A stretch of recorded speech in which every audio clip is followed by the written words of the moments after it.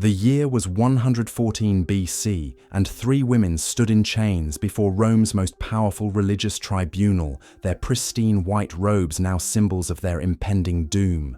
These weren't ordinary criminals dragged from the streets of the Subura. These were vestal virgins, among the most revered and powerful women in the Roman Empire. Their crime? Breaking a sacred vow that had bound them since childhood. Their punishment? Something so horrifying that even hardened Roman soldiers would turn away in disgust. What I'm about to tell you will shatter everything you think you know about ancient Rome's treatment of women.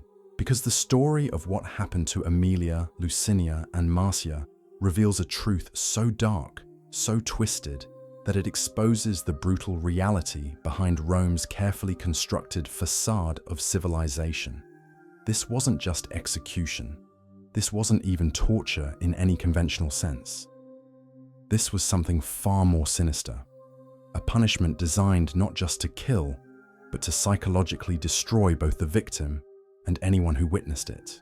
But here's what makes this story truly disturbing. These women weren't powerless victims plucked from obscurity. They were among the most privileged people in Rome, with rights that surpassed those of senators' wives and generals' daughters. They could own property without male guardians, make their own wills, and their mere presence could overturn death sentences. They sat in the front rows at gladiatorial games and theatrical performances, treated with reverence that bordered on worship.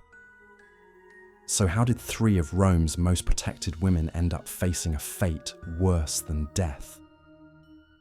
The answer lies in a religious system so twisted that it created goddesses specifically so it could destroy them.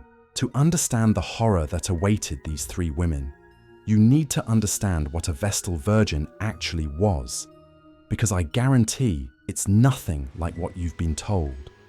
The origins of this sacred order stretch back to Rome's legendary founding, when King Numa Pompilius established 6 priestesses whose sole duty was maintaining the eternal flame of Vesta, goddess of the hearth. This fire represented Rome's very life force. If it died, the city would fall.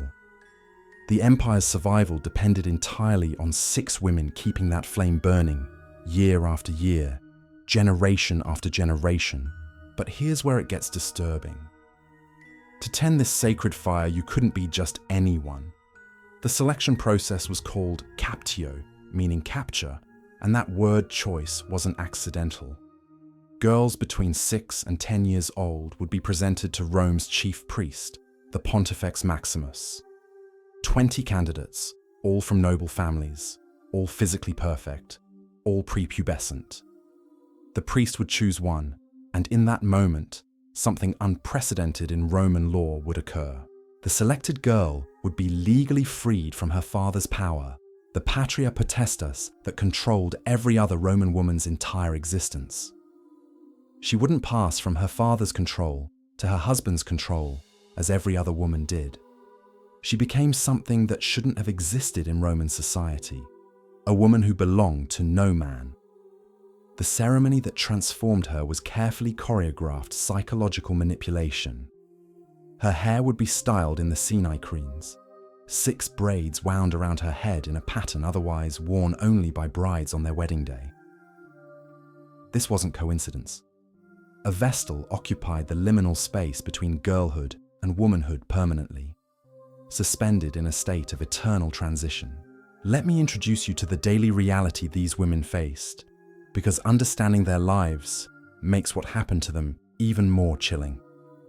The House of the Vestals sat at the heart of the Roman Forum, surrounded by temples and government buildings. 6 women lived there communally, ranging from children to women in their late 30s, bound by rules that governed every aspect of their existence. They woke before dawn to tend the sacred flame in shifts, ensuring it never died. If it went out, even accidentally, the responsible vestal would be whipped by the Pontifex Maximus. If it happened repeatedly, worse punishments followed. They made the mola salsa, sacred salted meal, sprinkled on every sacrificial victim throughout the Roman world. Think about the psychological weight of that responsibility. Every time a farmer sacrificed a pig, every time a general made offerings before battle, every time a family honored their household gods, the vestals were there, represented by this substance they had prepared. Rome's entire religious system depended on 6 women performing this one task correctly. But here's what made their situation truly insidious. The same system that granted them unprecedented privileges also made them perfect targets when things went wrong. Their separation from normal society, their liminal status between categories, made them ideal scapegoats. When Rome faced crisis, when the gods seemed angry, when defeats mounted and prodigies appeared, someone had to be blamed.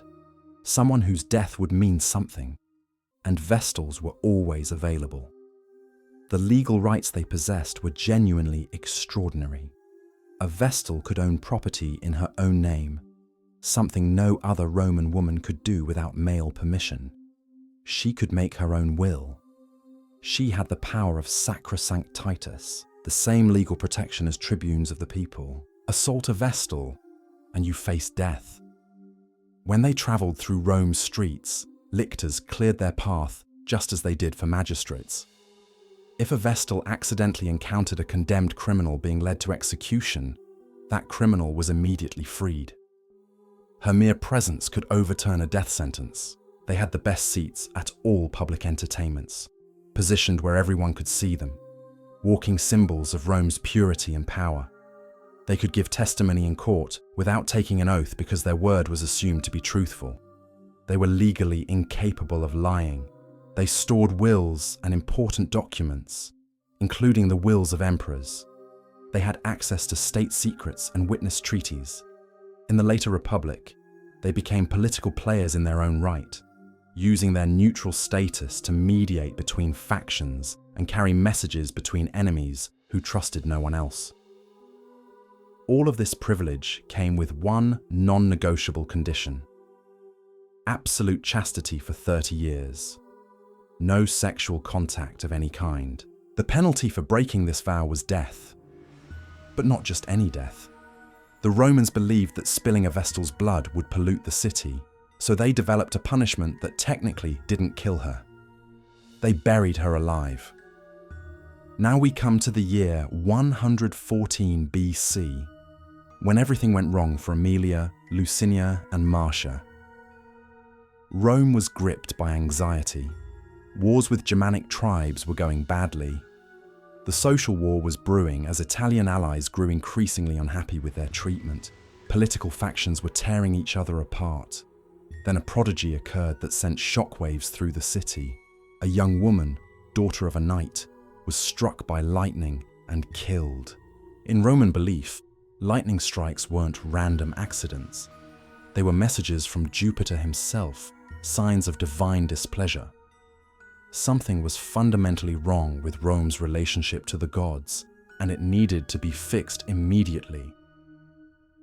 The haruspices, priests who interpreted omens, consulted their sacred books and delivered their verdict. The vestals must be examined. The accusation came from a slave. Think about the implications of that in Roman society, where slaves normally couldn't testify against free persons. But in cases involving vestals, normal rules were suspended. The pollution they supposedly caused was considered so dangerous that any evidence could be considered, no matter how tainted the source. The case was brought before the Pontifical College, the board of priests with jurisdiction over religious crimes. They conducted their investigation and reached their verdict. Aemilia was guilty of incestum, the breaking of her vow of chastity. Lucinia and Marcia were innocent. Aemilia was sentenced to be buried alive, and the sentence was carried out with ceremonial precision that turned execution into ritual theatre. But the Roman people weren't satisfied. The crisis hadn't passed. The gods were clearly still angry. 2 guilty vestals were still walking free, still polluting the city with their presence. Popular pressure forced the Senate to take extraordinary action. They established a special court headed by Lucius Cassius Longinus to retry the case. This was unprecedented. The Pontifical College's jurisdiction over vestals was supposed to be absolute, but political necessity overrode religious authority. The special court reached a different verdict. All 3 vestals were guilty. Here's what you need to understand about the evidence against these women. There was no witness who saw them with men. No one testified to specific sexual acts. The evidence seems to have consisted largely of the fact that young men had visited the house of the vestals and that the vestals had been seen talking with men at religious festivals. In other words, they were convicted of being friendly with men, of being young women who interacted with young men in the course of normal Roman life. But Rome needed scapegoats. The gods needed to be appeased. The people needed to feel that something was being done about the crisis engulfing their world. 3 women who had dedicated their lives to serving Rome, who possessed extraordinary power and privilege, were about to be put to death for crimes they very probably didn't commit. The process that awaited them was described in chilling detail by ancient historians, and what they recorded reveals a level of calculated cruelty that goes beyond simple execution into the realm of psychological torture, designed not just to kill, but to break the human spirit entirely. The human spirit entirely. The ritual of burial alive wasn't simply a method of execution. It was theatre, carefully choreographed to maximize both the suffering of the victim and the psychological impact on witnesses. When a vestal was convicted of breaking her sacred vow, the machinery of Roman religious law would grind into motion with terrifying precision. First came the preparation. The condemned woman would be dressed in burial clothes, while still very much alive, transforming her into a living corpse. She would be placed on a covered litter, the same type used to carry the dead to their final rest. The symbolism was deliberate and crushing. She was already dead in the eyes of Rome, even though her heart still beat and her lungs still drew breath. The procession through Rome was designed to be a spectacle of horror. The litter would be carried through the forum in complete silence, past the very temples where she had served faithfully for years. Citizens would part before it without speaking, their faces turned away as if the sight itself might bring contamination. The vestal inside couldn't see out through the covered litter. She could only hear the footsteps of the bearers, the terrible silence of a city that had already declared her dead. Imagine Lucinia and Marcia experiencing this journey. These were women who had walked through these same streets with honor for nearly 15 years. They had been greeted with reverence, their presence capable of pardoning condemned criminals with a glance. Now they made the same journey as pariahs, their former power transformed into the very thing that made their deaths necessary. The destination was a place near the Porta Collina, one of Rome's gates, where a small underground chamber had been prepared specifically for this purpose. The chamber itself was a masterpiece of calculated cruelty disguised as mercy. Inside were placed a bed, a lamp with oil, a loaf of bread, water, and milk. Just enough, the Romans told themselves, to absolve them of the charge of actually murdering a sacred person. This was the genius of the punishment's design. The Romans could claim they weren't killing the vestal at all. They were simply placing her underground with provisions. What happened after that was between her and the gods.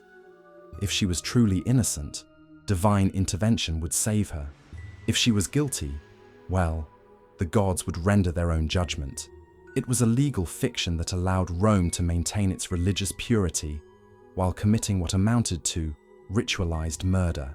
The moment of descent was carefully orchestrated to break the condemned woman's spirit completely. She would be led down into the chamber while still conscious, still aware of exactly what was happening to her.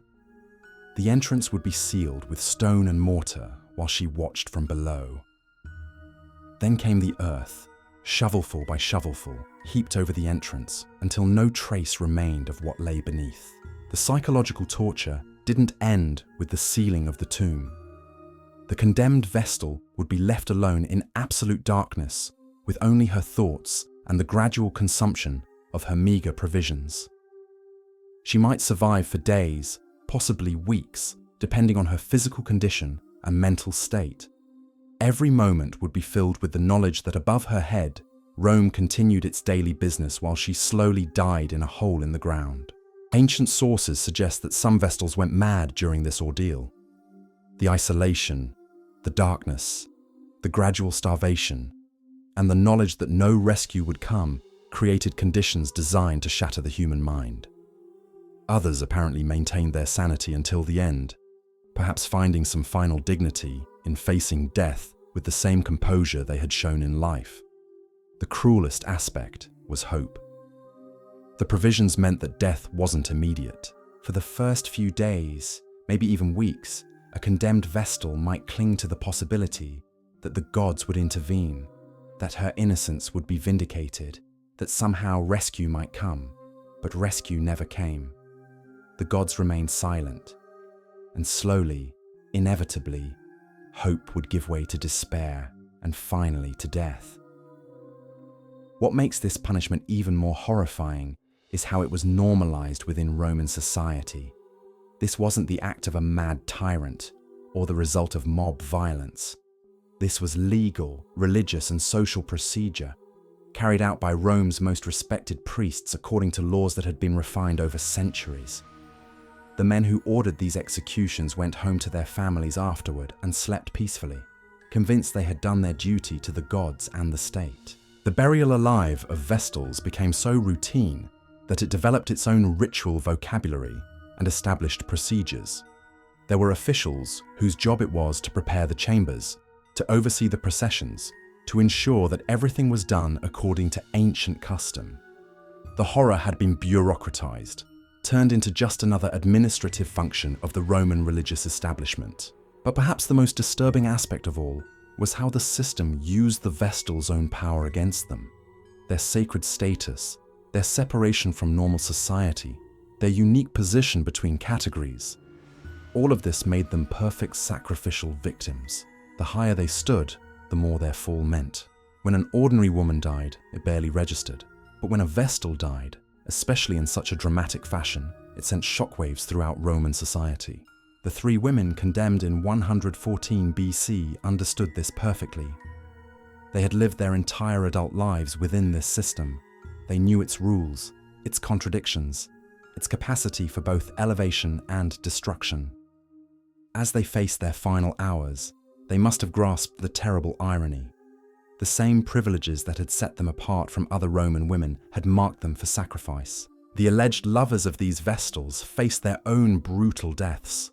Lucius Veturius, Marcus Caecilius, and Manius Aemilius were beaten to death in the Forum with clubs, their bodies left as warnings to other young men who might dare to approach the sacred women. Their deaths were quick compared to what awaited the Vestals themselves, but they served the same function, demonstrating Rome's commitment to preserving the purity that supposedly guaranteed the city's survival. What's particularly chilling is how little evidence was actually required for these convictions. The special court established by the Senate seems to have operated on the principle that suspicion was sufficient. In a crisis, when the gods were angry and Rome was threatened, the luxury of requiring actual proof became expendable. The need for scapegoats overrode the need for justice. This pattern would repeat throughout Roman history. During the darkest days of the Second Punic War, after Hannibal's devastating victory at Cannae, 2 Vestals were convicted and executed. During the civil wars of the 1st century BC, when the Republic tore itself apart, Vestals found themselves caught between competing factions. Their neutrality, no protection against political necessity. Under the paranoid Emperor Domitian, the Vestal Cornelia was buried alive without even the pretense of a trial. Each time, the same justification was offered. The gods were angry, Rome was threatened, and someone had to pay the price.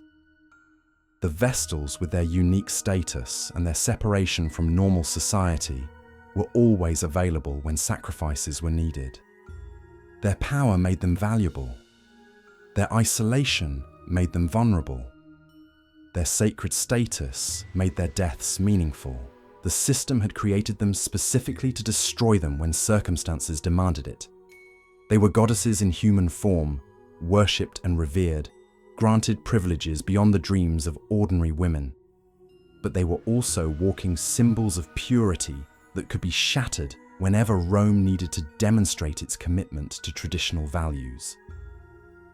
They were both the most protected and the most endangered women in the Roman world. As Lucinia and Marcia followed Aemilia to their underground tombs, they carried with them the knowledge that their deaths served a purpose larger than justice or truth.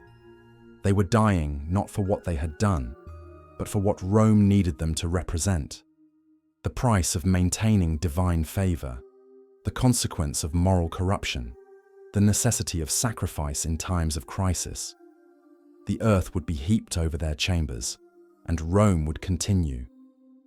The crisis would pass, as crises always do.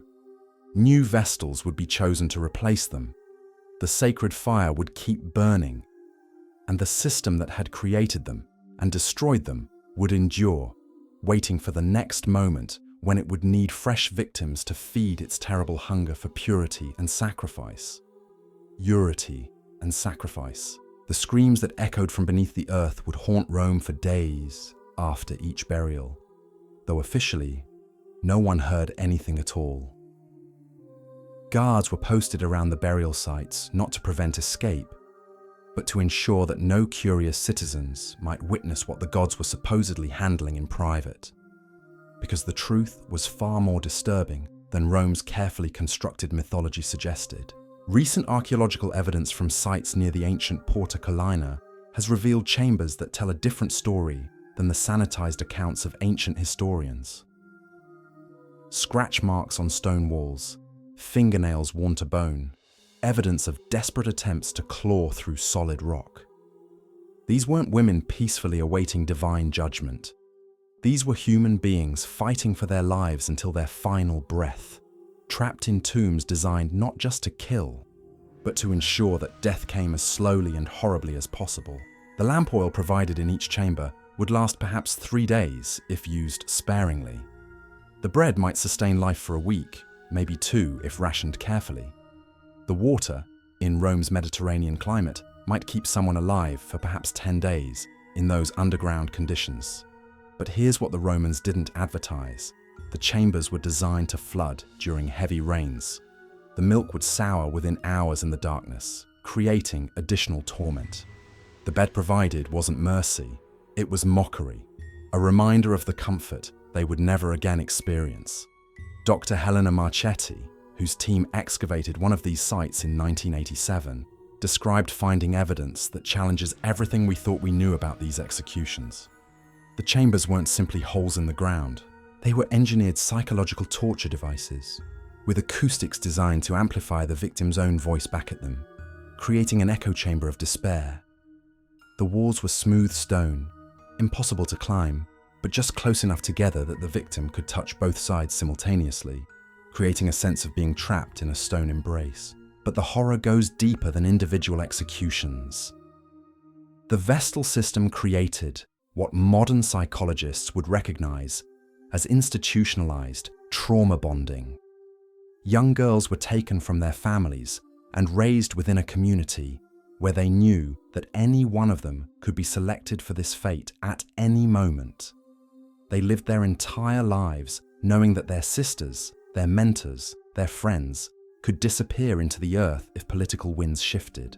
Imagine the psychological impact on the surviving Vestals after 114 BC. 3 women they had lived with, eaten with, worked alongside for years, had been dragged away to die in the most horrific manner imaginable. The remaining Vestals had to continue their duties, tend the sacred flame, perform the rituals, all while knowing that they too could face the same fate if circumstances aligned against them. They couldn't mourn publicly. They couldn't speak of their trauma. They had to maintain the facade of serene religious devotion while processing unimaginable loss. The selection of new Vestals to replace the executed women reveals another layer of the system's cruelty. Families who had once competed for the honor of having a daughter chosen now understood the true cost. Augustus later had to threaten penalties against families who tried to hide their eligible daughters or deliberately disqualify them from consideration. The myth of honor had been shattered by the reality of what could happen to these supposedly protected women. The surviving records from this period show something fascinating and disturbing.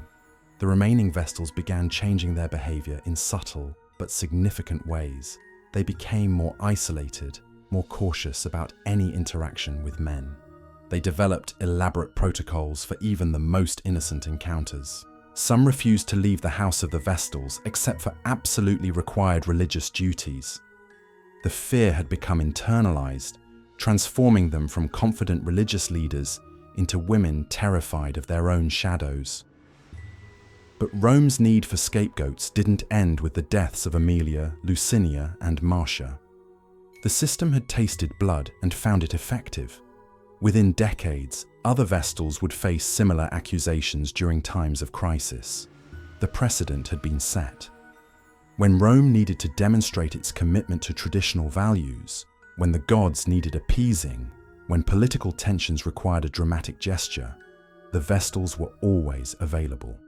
The psychological manipulation extended beyond the Vestals themselves to Roman society as a whole.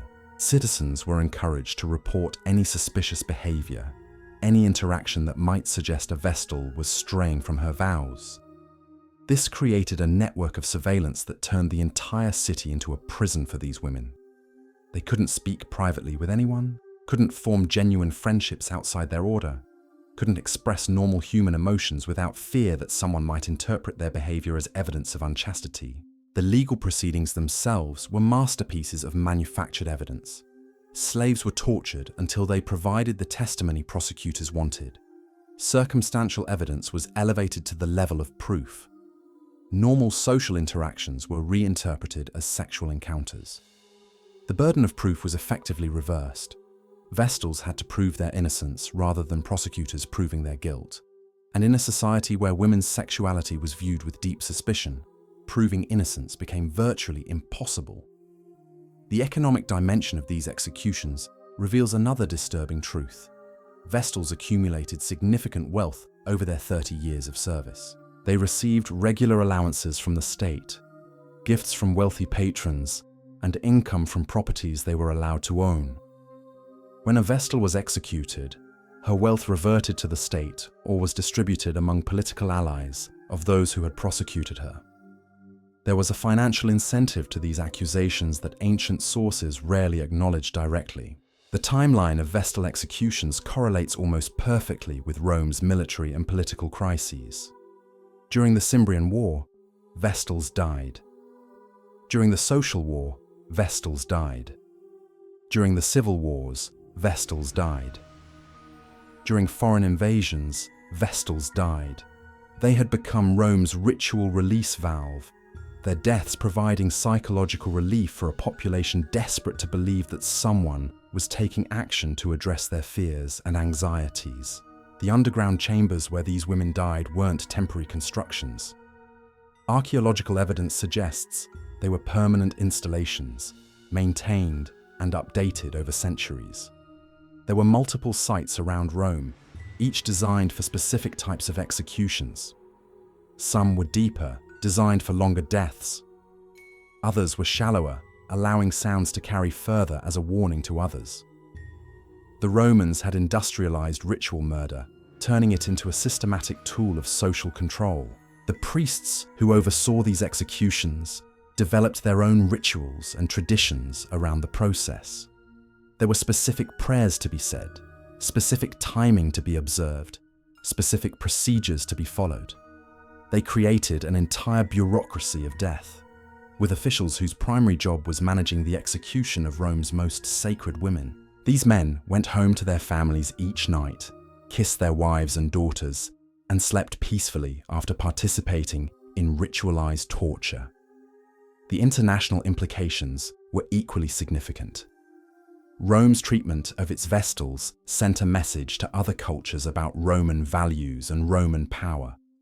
Foreign ambassadors witnessed these executions and reported back to their own leaders about a society that would kill its most sacred women when politically convenient.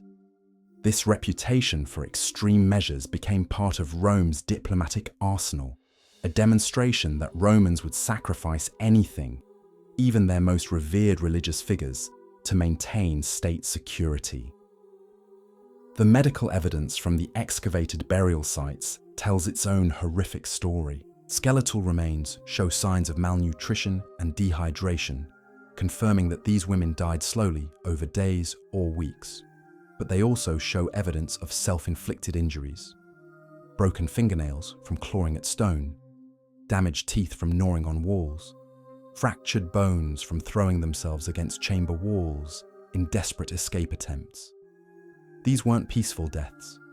They were prolonged agonies that pushed human endurance to its absolute limits. The psychological profiling of the men who carried out these executions reveals individuals who had learned to compartmentalize extreme cruelty. They were often the same priests who had overseen these women's religious education, who had guided their spiritual development, who had been trusted father figures for decades. The betrayal wasn't just legal or political, it was deeply personal. These women were being murdered by men they had trusted as mentors and protectors. The ripple effects extended far beyond the immediate victims. Families of executed vestals faced social stigma that could last generations. The daughters and granddaughters of women who had been buried alive found it difficult to marry into respectable families. The stain of association with executed vestals could destroy entire family lines, creating incentives for relatives to distance themselves from the victims and even support the prosecutions that led to their deaths. The transformation of the survivors was perhaps the most insidious aspect of the entire system. The remaining vestals, having witnessed the destruction of their sisters, became complicit in their own oppression. They policed each other's behavior, reported suspicious activities, and participated in the very system that could destroy them. They had been trained to see their own survival as dependent on maintaining absolute conformity to impossible standards. The archives that have survived from this period contain letters between vestals that reveal the psychological toll of living under constant threat. They wrote in code, developed private languages, and created elaborate systems for communicating thoughts and feelings that couldn't be expressed openly. These documents provide a window into minds struggling to maintain sanity while living in a state of perpetual terror. The execution of vestals became so normalized that it developed its own literary tradition. Poets wrote about the purity of women who chose death rather than dishonor. Historians praised the wisdom of a system that maintained divine favor through such dramatic demonstrations of commitment to traditional values. The propaganda machine transformed these murders into moral lessons, teaching Roman children that this was what happened to women who strayed from virtue. The final insult was how these women were remembered. Their names were struck from official records. Their contributions to Roman religious life were erased.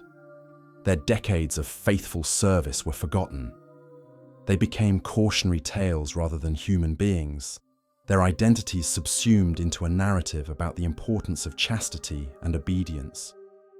They had been transformed from people into symbols, their deaths more important than their lives. As we stand today among the ruins of the Roman Forum, walking past the remains of the House of the Vestals, we're walking over the graves of women whose names we'll never know, whose stories were deliberately erased, whose suffering was transformed into propaganda.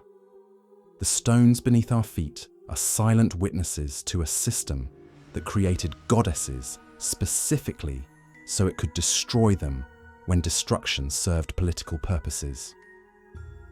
The earth that covered their final screams has long since been disturbed by archaeology and urban development. But the silence continues, a conspiracy of forgetting that has lasted 2,000 years. 2,000 years. The conspiracy of silence wasn't accidental. It was engineered with the same methodical precision that Romans brought to their roads, their aqueducts, and their military campaigns. Every document that might have preserved these women's voices was systematically destroyed or altered.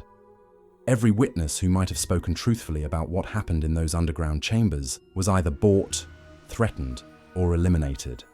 The Roman state apparatus that could organize legions across 3 continents turned its full attention to erasing the evidence of what it had done to its most sacred women. But silence has a way of speaking if you know how to listen. In the spaces between official histories, in the archaeological fragments that survived accidental burial, in the nervous jokes of poets who danced around truths too dangerous to state directly, the real story emerges. And that story reveals something far more disturbing than individual acts of cruelty. It reveals a system so sophisticated in its psychological manipulation that it convinced its victims to participate in their own destruction. The training of new Vestals after 114 BC underwent subtle but significant changes. Where once young girls had been taught to take pride in their unique status, now they were taught to fear it. Where once they had been encouraged to see themselves as Rome's most privileged women, now they learned to view privilege as a burden that could be stripped away at any moment. The education that had once emphasized their power now focused obsessively on the consequences of losing that power. These changes weren't documented in official records because they couldn't be. Admitting that the Vestal system required such modifications would have been acknowledging that the executions of 114 BC weren't about justice or divine will, but about political necessity. Instead, the modifications were presented as refinements, improvements to an already perfect system. The gaslighting operated at an institutional level, rewriting reality to make horror seem reasonable. The surviving Vestals developed what modern psychology would recognize as complex trauma responses. They created elaborate rituals around the most mundane activities, turning simple tasks into opportunities for self-surveillance. They developed hypervigilance about their own behavior and that of their sisters. They learned to see potential threats in every interaction, every gesture, every moment of spontaneous emotion. They had been trained to be their own guards in a prison they couldn't acknowledge was a prison. The most insidious aspect was how they began to police each other. Vestals, who had once shared confidences and formed genuine friendships, now watched each other for signs of weakness or transgression. They reported suspicious behavior, not out of malice, but out of a desperate belief that by demonstrating their own loyalty, they might protect themselves from accusation. The system had turned potential allies into unwitting enforcers of their own oppression. The selection process for new Vestals became increasingly theatrical after 114 BC, where once it had been a relatively straightforward religious ceremony, it now resembled a public demonstration of Rome's commitment to traditional values. Families were required to present their daughters with elaborate documentation proving their moral fitness. The girls themselves underwent examinations that were described as medical, but functioned as ritualized humiliation, designed to reinforce their vulnerability and dependence on the state's protection. The psychological conditioning began immediately upon selection. New Vestals were isolated from their families, not gradually, as had been traditional, but abruptly and completely. They were forbidden to speak their birth names, required to respond only to their religious titles. They were taught to see their previous identities as pollution that needed to be purged. The process resembled what modern cults use to break down individual identity and create total dependence on the group. But here's where the story becomes even darker. The Romans began exporting this system to conquered territories, establishing Vestal orders in major provincial cities. This wasn't religious devotion, it was social engineering on a massive scale. They had discovered that communities would sacrifice their own most sacred women when pressured by crisis, and they wanted to institutionalize that willingness to commit ritualized murder in service of state power. The provincial Vestal orders faced even worse conditions than their Roman counterparts. They lacked the legal protections and social status of the original order, but faced the same impossible requirements and the same horrific punishments for failure. Local elites quickly learned that accusing Vestals during times of unrest was an effective way to demonstrate loyalty to Rome while deflecting attention from their own failures. The system became a tool of colonial control, turning conquered people's religious traditions against themselves. Archaeological evidence from sites across the former Roman Empire reveals the spread of these execution chambers, from Britain to North Africa, from Spain to the Black Sea. Romans constructed underground tombs specifically designed for burying women alive. The standardization of these installations suggests centralized planning and training. Rome had created a manual for ritualized murder and distributed it across 3 continents. The economic dimension of these provincial executions was even more blatant than in Rome itself. Provincial vestals often came from wealthy local families whose property could be confiscated after their daughters' executions. Roman officials developed sophisticated techniques for timing accusations to coincide with the need for additional revenue. They had weaponized religious law to facilitate organized theft on an imperial scale. The documentation that survives from provincial governors reveals casual discussions of when and how to manufacture cases against vestals. These weren't religious zealots driven by genuine belief in divine justice. These were bureaucrats calculating the optimal timing for maximum political and economic benefit. They discussed the execution of sacred women with the same detached professionalism they brought to planning military campaigns or organizing tax collection. The silence that shrouded these underground chambers wasn't just the absence of sound, it was the deliberate erasure of human suffering in service of political power. For over 1,000 years, Rome perfected the art of creating goddesses specifically so they could be destroyed when destruction served the state's needs. The vestal system wasn't an anomaly or the product of ancient superstition.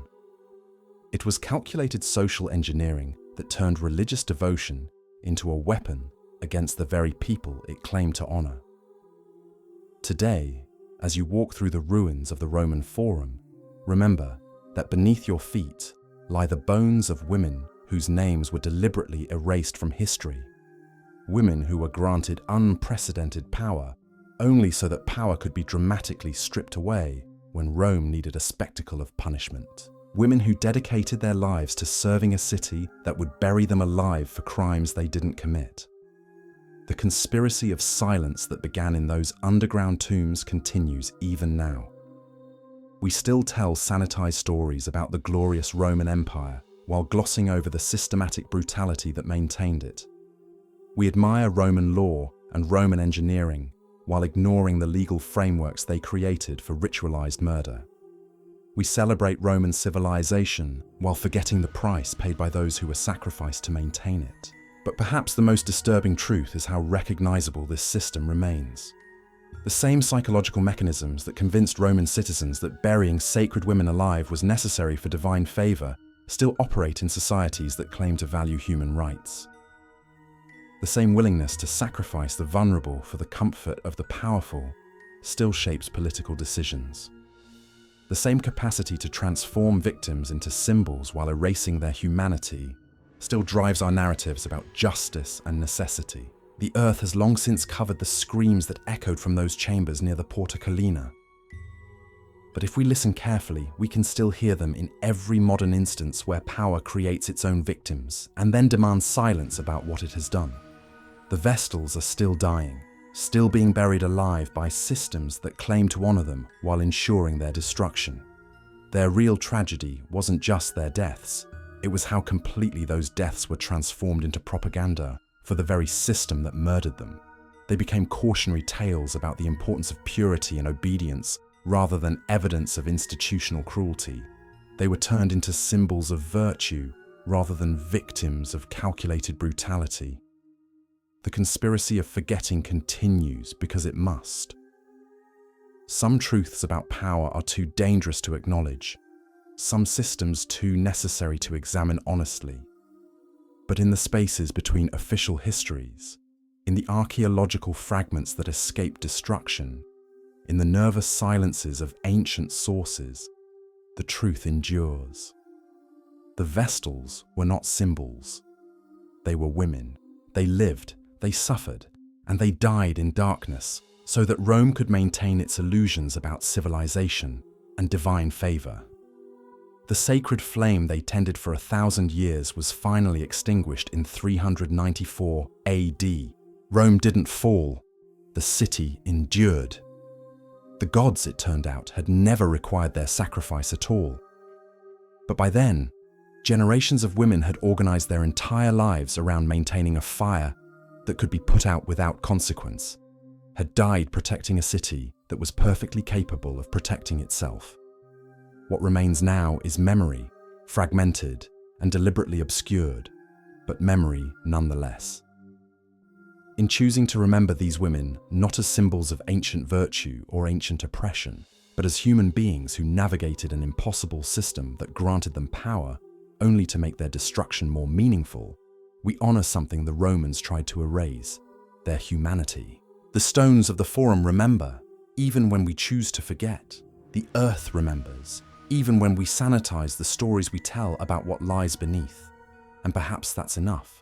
Perhaps bearing witness to their suffering, refusing to let their deaths be transformed into comfortable moral lessons, is the only justice we can offer to women who were silenced 2,000 years ago. The Vestals were Rome's most powerful women and Rome's most vulnerable women, and in that contradiction lies a truth about power itself that echoes across millennia. They were goddesses created for destruction, symbols crafted for sacrifice, women whose greatest tragedy was not their deaths, but how completely those deaths were erased from memory in service of the very system that murdered them.